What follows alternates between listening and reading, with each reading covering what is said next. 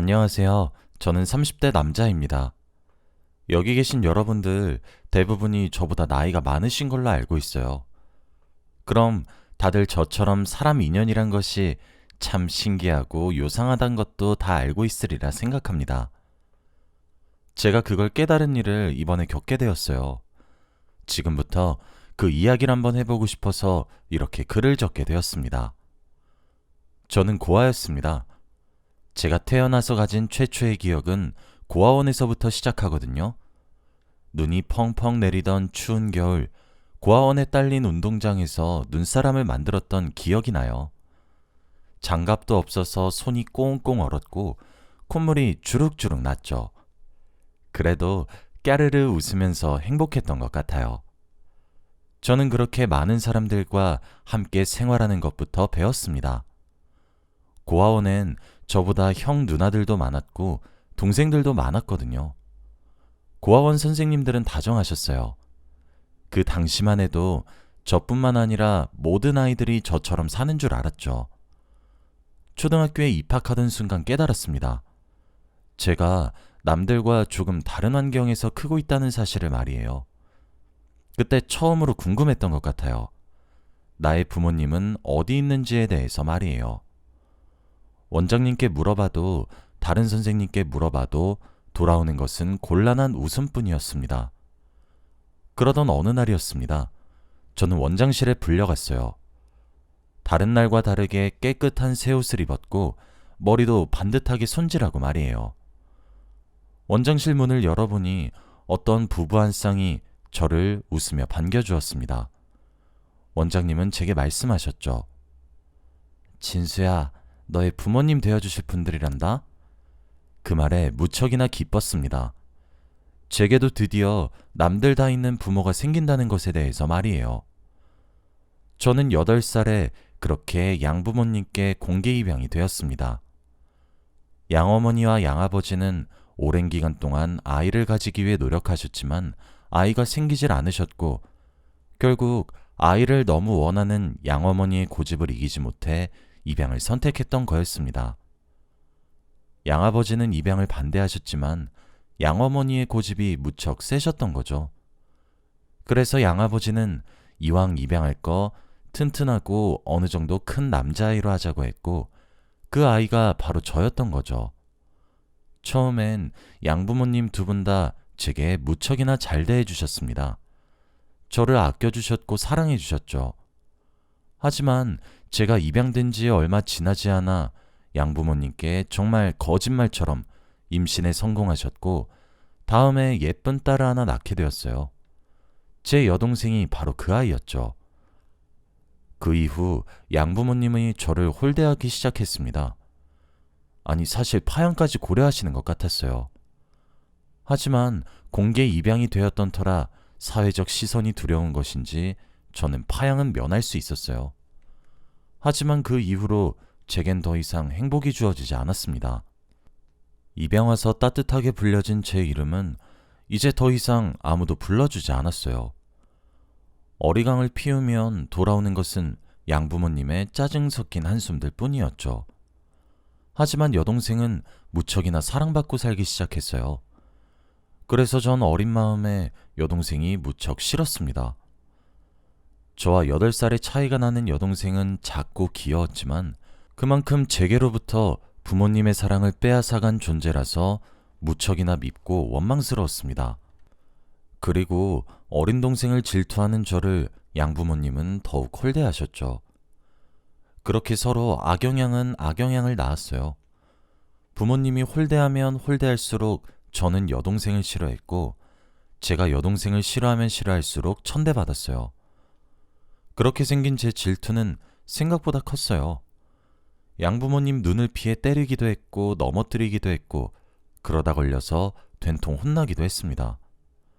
양부모님은 그럴 때마다 제게 무기처럼 갖다 버린다는 말을 휘두르시며 협박하셨어요. 저는 더 큰 상처를 받았고 그 부정적인 감정을 갓난아이였던 여동생에게 풀었죠. 어느새 저는 집안의 걸림돌 같은 존재가 되었더군요. 겉도는 외톨이보다 못한 수준이었습니다. 양부모님은 결국 나중에는 먹여주고 재워주는 것만으로도 감사하라고 하시더군요. 네, 틀린 말은 아니었죠. 그래도 제게는 그 모든 것이 전부 여동생의 탓 같았습니다. 전 여전히 제가 받았어야 할 사랑을 빼앗아간 동생이 너무 싫었어요. 하지만 진심으로 미워할 수는 없었습니다. 차라리 그런 양부모님의 애정을 믿고 저를 괴롭히거나 했으면 모르겠는데 여동생은 저를 무척이나 잘 따랐고 좋아해 주었습니다. 말을 배우는 시기가 되고 난 이후엔 항상 뽀뽀해 주면서 사랑한다고 말해주기도 하고 온갖 애교를 부리곤 했거든요. 아무리 여동생이 미웠지만 순수하게 부딪혀오는 아이를 거부할 수는 없었어요. 그 집에서 유일하게 제게 손을 건네는 아이는 여동생이 유일했으니까요. 양부모님도 챙겨주지 않는 제 끼니를 여동생은 챙겨주었거든요. 제게는 여동생이 애증의 관계와 다름이 없었습니다. 그렇게 시간은 빠르게 흘렀습니다. 저는 그 사이 군대도 갔다 왔고 대학도 졸업반이었죠. 양부모님께서는 제게 독립을 요구하셨습니다. 대학을 졸업할 때까지 지원해 준 걸로 부모의 자격을 다했으니 제 살 길을 알아서 찾으라 하시더군요. 그 말을 들으니 제 친부모님 생각이 갑자기 났어요. 원래 오래전부터 저도 제 친부모님을 찾아야겠다는 생각은 줄곧 하고 있었는데 지금이 찾아야 하는 순간이란 생각이 들더라고요. 저는 생각난 김에 제가 나고 자란 고아원의 원장님을 찾아뵈었습니다. 원장님께 제 친부모님의 행방을 물었죠. 어린아이가 아니라 다 큰 성인이 되어 친부모의 행방을 찾는 제게 원장님은 더 이상 진실을 숨기지 않았고 모든 것을 이야기해 주었습니다. 친아버지가 고아원에 저를 버리고 떠나셨고 버리면서 친어머니는 죽었다고 말씀하셨죠. 친아버지를 찾을 수 있는 방도가 없었고 저는 정말 가족을 다 잃었다는 생각뿐이었죠. 대학을 졸업하고 집을 나와 살려고 이런저런 준비를 하고 있었습니다. 그런데 무슨 운명의 장난인 것인지 양부모님이 친척의 결혼식을 다녀오던 길에 큰 교통사고를 당하게 되셨어요. 빗길에 차가 미끄러지면서 추돌 사고가 일어났는데 예상보다 사고가 크게 나기도 했고 사고 현장까지의 길이 너무 험하고 비가 퍼부어서 구조를 하는데 시간이 조금 늦춰졌습니다. 그래서 양부모님이 구출이 되었을 때는 이미 많이 늦은 상황이었어요. 두 분 다 응급수술을 하고 바로 중환자실로 옮겨지게 되었습니다. 두 분은 중환자실에서 아주 어렵게 한 글자 한 글자 내뱉으며 부탁하셨습니다. 진수야, 그간 우리가 널 홀대한 것을 용서하지 말아다오. 우릴 미워해도 괜찮아. 우리가 지은 죄를 부정할 생각은 없어. 그래도 우리 딸이 성인이 될 때까지만이라도 돌봐주면 안 되겠니? 이제 그 아이에게 남은 건 너뿐이잖아. 우리가 미안했어. 죽음을 문턱에 두고 하는 말이 겨우 동생의 미래를 위한 어거지 사과라니. 그렇지만 그 사과 한마디에 제 마음이 눈 녹듯 풀리긴 하더군요. 걱정 마세요. 어머니랑 아버지 딸이기도 하지만 걔는 제 동생이에요. 대학도 보내고 결혼도 제가 시킬 거니까 빨리 자리에서 일어나세요. 제 말에 안심하셨던 것인지 두 분은 정말 고맙고 미안했다는 말만 하시고 거짓말처럼 숨을 거두셨어요. 구출된 지 3일 만에 일어난 일이었습니다. 여동생은 자지러지게 울었고 저는 그런 여동생을 부축하며 꿋꿋하게 서 있어 주었습니다. 저는 무너질 수 없었거든요. 양부모님을 그렇게 보내드리고 양부모님 앞으로 나온 보험금을 동생에게 전부 주기로 결심했어요. 친자식이 받기를 원하셨을 것 같아 따로 통장을 하나 만들어 모아두었죠. 그런데 양부모님이 돌아가신 이후 눈에 띄게 여동생이 의기소침해지더라고요. 불안해하는 것도 같았고 자주 제 눈치를 살살 보곤 하더라고요. 당시 제 여동생은 이제 성인을 바라보고 있는 나이였고요. 하루는 묻더라고요. 오빠, 나 안 버릴 거지? 그때 왜 여동생이 부모님을 잃은 이후 불안에 시달렸는지 알게 되었습니다. 이렇게 어리고 보호받아야 마땅한 여동생을 저는 더 이상 미워할 수가 없었어요. 여동생은 모르겠지만 저는 비로소 그날이 되어서야 여동생을 진짜 제 동생으로 인정했습니다.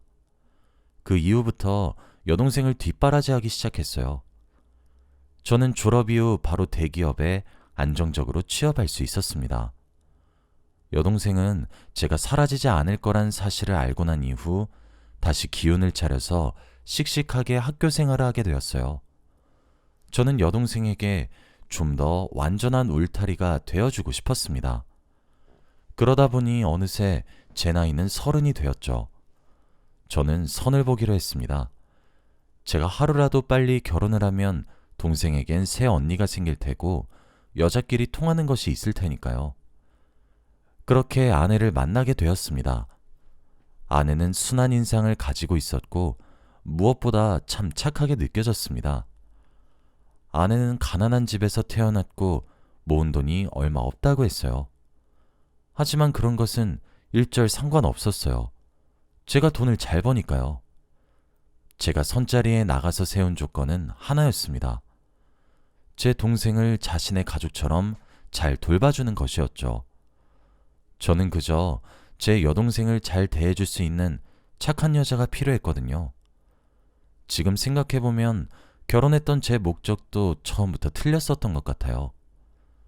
아내는 저와 결혼을 하면서 전업주부가 되기를 희망했고 저는 상관없다고 했어요. 대신 전업주부로서의 할 일은 똑바로 해야 될 거라고만 했죠. 그뿐 아니라 아내는 처가댁에 금전적 지원을 해달라고도 했습니다. 그것도 흔쾌히 들어주었어요. 대신 제가 그 조건들을 전부 들어주는 대신 저도 아내에게 한 가지 조건을 내세웠습니다. 제 여동생에게 따뜻한 울타리가 되어줘야 할 것을 말이에요. 하지만 아내는 결혼 전 제가 느꼈던 인상이 결혼 이후 180도 달라졌습니다. 저희 부부는 결혼을 하면서 대출을 조금 무리해서 받아서 제 명의로 40평대 아파트를 마련했습니다. 제 몫의 유산은 목돈이 생길 경우를 대비해서 사용하지 않았거든요. 저는 제 여동생을 천천히 결혼시키고 싶었고 나중에 태어날 제 아이까지 생각해서 대출을 무리해서 받아도 오래 살 집이니까 괜찮다고 생각했어요. 그런데 아내는 제가 돈이 있으면서 대출을 받았다는 사실이 거슬렸나 보더군요. 결혼 이후 알게 된 거지만 아내에게 한 가지 단점이 있더라고요. 가난한 집에 태어나 자라서 그런지 돈에 집착하는 것이 예사롭지 않았어요. 저는 양부모님의 사망보험금과 유산 중 여동생의 몫은 전부 모아두었어요. 여동생의 학비, 결혼자금으로 사용하려고 했거든요. 유학을 가고 싶다고 하면 보내줄 수도 있을 정도로 아주 넉넉한 수준이었어요. 그리고 그 외에도 제가 따로 조금씩 돈을 모으고 있기도 했고요. 양부모님이 부탁하신 것보다 전 더 이상으로 동생을 남부럽지 않게 키우고 싶었거든요. 그런데 그 돈들을 아내가 하이에나처럼 노리더군요. 결혼 전부터 이 돈은 없는 돈으로 생각하라고 매달 얼마만큼은 여동생을 위해 모을 거라고 단단히 못을 박아두고 결혼을 했는데도 아내는 뒤로 호박씨를 까고 있었어요. 제게도 자주 여동생 명의 앞으로 묶어둔 돈으로 대출을 갚자고 속삭였어요. 돈도 제가 벌고 대출금도 제가 부담하고 있고 그런다고 해서 처가댁에 지원을 소홀히 하는 것도 아닌데 대체 왜 자꾸 그런 소리를 하는 거냐며 크게 화를 낸 적이 있는데 그 이후로는 별말이 없더라고요. 그런데 하루는 여동생이 제게 오더니 자기는 괜찮으니 그 돈으로 제 집 대출금을 갚으라고 하더군요. 여동생을 부드럽게 타이르며 꼬치꼬치 케어내니 아니나 다를까 제가 일하러 간다고 자리를 비운 사이 여동생을 아주 쥐잡듯이 잡아서 볶아댔더라고요. 오빠 설득해서 대출금 갚게 하라고요. 우리 집에 얹혀 살면서 그 정도 양심도 없느냐고 하면서요. 전 모든 사실을 알고 아내에게 불같이 화를 내며 으르렁거렸고 이혼하자고 집에서 쫓아내기도 했어요. 아내는 제게 싹싹 빌더라고요. 저는 이혼을 물리는 대신 두 번 다시 제 여동생에게 그런 말은 입에 올리지도 말라고 단단히 경고했고 처가댁에 하던 모든 금전적인 지원을 전부 끊었습니다. 아내는 그제서야 본인이 아차했나 싶었던 것인지 언행을 조심하기 시작하더군요. 그때부터 솔직히 정이 떨어지긴 했습니다.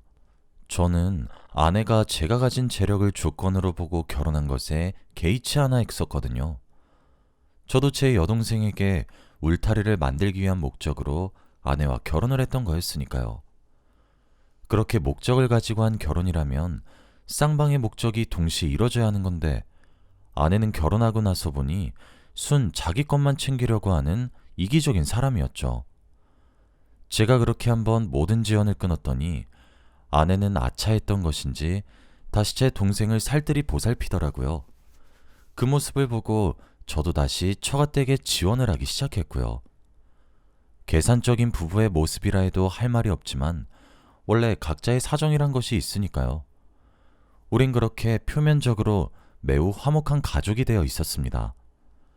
그러던 어느 날이었습니다. 제가 자란 고아원의 원장님으로부터 연락이 왔어요.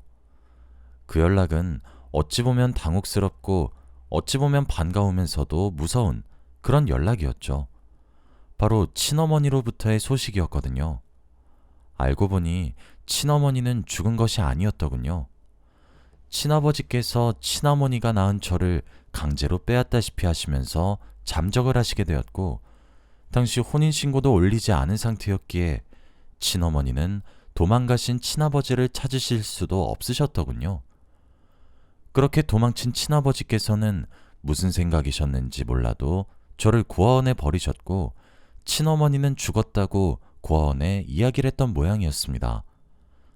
다행히 친아버지께서 저를 버리셨을 때 친어머니께서 지어주신 이름과 제가 태어난 생년월일을 말해주며 버텼었죠. 긴 세월 동안 친어머니는 저와 친아버지를 함께 찾으셨다고 하셨습니다. 친어머니는 친아버지를 먼저 찾게 되셨는데 친아버지는 이미 말기암 환자로 시한부 인생을 살고 있었고 애원하는 친어머니께 친아버지는 30년이 넘는 세월 동안 말하지 않았던 속사정과 함께 저를 어디에다 맡겼는지 이야기를 하시고 숨을 거두셨고 부랴부랴 친어머니는 친아버지가 말한 고아원으로 오신 거였죠. 원장님께 제가 태어나자마자 찍은 사진과 출산 수첩을 함께 보여주며 진짜 친어머니라고 주장을 했고 원장님 판단하에 저를 부르시게 된 것이었어요. 친어머니를 만난 순간 친자 검사를 하지 않았음에도 제 친어머니란 것을 확신할 수 있겠더군요. 저와 무척이나 닮아 있었거든요.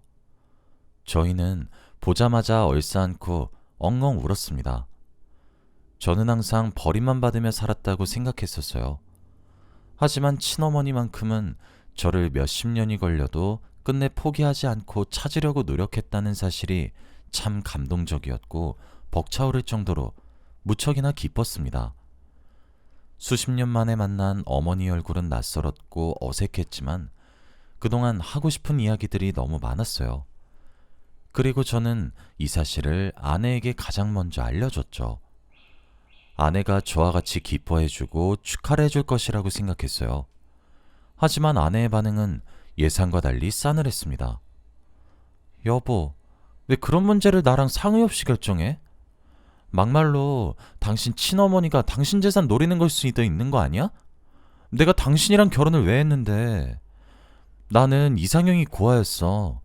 고아로 자란 당신의 자립심과 거기에 따라오는 재력, 평화롭고 독립적인 성격이랑 자유로운 시댁 문제까지. 그런데 뭐? 친엄마를 찾아? 지금 나보고 당장 며느리 도리하라고 하는 거랑 뭐가 달라?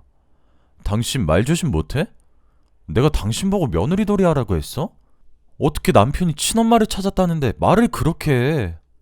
그래, 당신 친엄마 찾은 거 축하하는데 우리 집에 데려올 생각은 얼씬도 하지 마. 그리고 거기에 갖다 바칠 돈도 없으니까 금전 요구할 생각은 하지도 말라고 해. 저는 정말 커다란 상처를 받았습니다. 그런 제 상처를 위로해주는 사람은 제 여동생이었죠. 어머니와 함께하는 삶은 평화로웠고 행복했습니다. 가슴에 든든한 울타리 하나가 생긴 것만 같았죠. 비록 저희 집에 데려오지는 못했지만 저는 제 여동생을 소개해 주었고 어머니께는 양부모님께 엄청난 사랑을 가득 받으며 행복하게 자랐다고 조금 선의의 거짓말을 해드리기도 했죠. 어머니는 자신이 곁에 없는 동안 제 곁에 있어줘서 고맙다고 여동생의 손을 잡고 우셨고, 여동생도 그런 어머니를 꼭 안아주며 괜찮다고 말을 해주면서 훈훈한 모습을 보여줬어요. 그렇게 어머니를 찾은 지 석 달 정도가 지났을 무렵이었습니다. 어머니는 저를 따로 불러내셨어요. 어머니는 제게 말을 하기 시작했죠. 사실 진수야, 엄마가 정말 너를 길을 쓰고 찾아다닌 이유가 있어. 사실 엄마가 위암에 걸렸어. 앞으로 살아봤자 아마 1년을 살면 오래 살게 된 걸 거야. 내 평생 소원이 죽기 전에 널 만나는 거였단다. 그래서 이제 죽어도 여한이 없지만 나도 사람인지라 자꾸 내일 하루만 더 살고 싶고 한 달만 더 살고 싶어지고 그러네. 알고 보니 이미 어머니는 위암이 진행될 대로 진행된 상태셨고, 병원에서도 이젠 해줄 수 있는 게 마약성 진통제의 처방뿐이었습니다. 어머니는 저를 그리워하면서도 돈을 벌어야 하셨다고 했어요. 그래서 그 시절부터 투자를 하면서 생계를 유지했고, 그렇게 번 돈으로 저를 찾아다니기 위해 전국 방방곳곳을 누볐다고 하시더라고요. 제게 말씀하시길 본인은 이제 곧 죽을 목숨이니까 그 재산을 전부 제게 상속하신다고 하셨습니다. 저는 어머니가 하시는 폭탄 발언에 정말 정신을 차릴 수가 없었어요. 어머니가 부자란 사실보다 어머니를 다시 잃어야 한다는 사실이 제겐 악몽처럼 다가왔죠. 저는 그 이후 깊은 고민에 빠지기 시작했습니다. 제가 여동생과 쑥덕거리면서 상의하기도 하고 그러자 아내가 궁금해하더군요. 전 여동생 입단속을 시켰습니다. 여동생 몫의 사망보험금과 유산의 눈을 반짝이며 빛내던 여자인데 어머니의 재산이 100억대라는 사실을 알면 어찌 될지 불보듯 뻔하니까요. 하지만 아내는 여동생 앞에서 자신만 왕따시키는 것이냐며 몰아붙이면서 엉엉 울었고, 결국 제가 없는 사이 마음 약한 여동생이 그 모습을 보고 아내에게 모든 것을 말했더라고요. 어머니의 재산 규모만 제외하고 말이에요. 그날 저녁 집에 돌아온 제게 아내가 어머님을 한번 뵙고 싶으니 데려오라고 하더군요. 여동생은 아내에게 실토하고 난 뒤 제가 입단속 시킨 것이 생각나서 바로 제게 알렸습니다. 제 아내에게 결국 다 말하게 되었다고 하면서 자초지종을 말이에요. 만약 제가 여동생의 이야기를 듣지 않았다면 아내의 말이 참 고맙게 들렸을 것 같아요. 그런데 어머님을 제 재산을 노리는 승냥이 취급할 때는 언제고, 이젠 아내가 어머니의 재산을 두 눈을 반짝 빛내며 노리는 꼴을 보니까 온 정남이가 다 떨어지더군요. 저는 아내에게 이혼하자고 요구했습니다. 당연히 아내는 펄쩍 뛰며 반대하고 나섰어요. 저는 협의 이혼을 하는 조건으로 아내에게 4억을 위자료로 지급하겠다고 했습니다. 아내는 4억만 받고 조용히 이혼을 해주더군요. 저는 그렇게 속물적인 아내와 이혼을 했어요. 그 길로 잘 다니고 있던 대기업을 퇴사하고 전원주택을 하나 지었습니다. 그리고 현재 어머니를 모시면서 함께 살고 있어요. 살 날이 많이 남지도 않으셨고 하루가 다르게 말라가시는 어머니를 보며 저는 더 이상 후회하고 싶지 않았거든요. 제 여동생도 오빠의 엄마는 자신의 엄마와 같은 것 아니겠느냐며 저희 어머니께 딸의 역할을 톡톡히 하고 있어요. 정말 제게 너무나 귀여운 동생이죠. 어머니는 지금 제 앞으로 재산을 천천히 옮기고 있는 중입니다. 순식간에 절 부자로 만들어주셔서 참 감사하지만 전 이런 돈보다는 하루라도 어머니가 제 곁에 더 머무르셨으면 좋겠어요. 아내는 이혼 이후 제 어머니가 가진 투자 재산이 100억대라는 사실을 알고 난 이후 제게 미친 듯이 매달리다가 사기 이혼이라고 발악을 하더니 이제 자기가 전부 다 잘못했으니까 돌아오라고 울부짖기를 반복하네요. 제가 저런 여자에게 제 여동생을 맡겼다니 사람 보는 눈을 더 키워야겠다는 생각이 듭니다. 저는 일단 앞으로는 제 소중한 여동생과 저희 어머니만 생각하려고 합니다. 여기까지가 긴 이야기였습니다. 들어주셔서 감사합니다.